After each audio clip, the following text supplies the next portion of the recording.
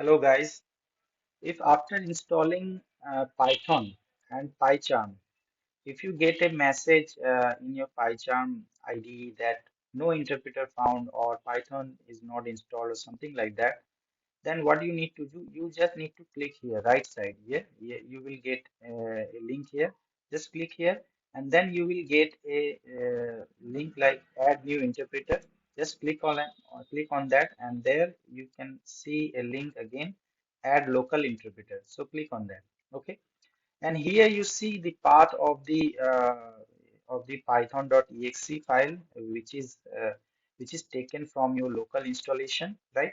So I think it will be populated automatically in your computer also. You just need to click on OK, as I already did it, so it's not showing here. So you just need to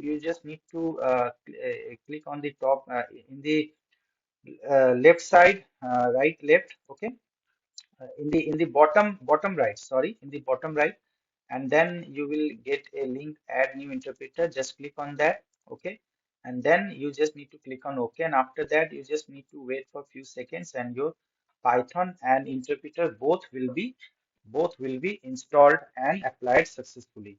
If you encounter this problem just after installing the PyCharm, so don't forget to restart your computer. Don't forget to restart your Windows computer and then apply this interpreter settings.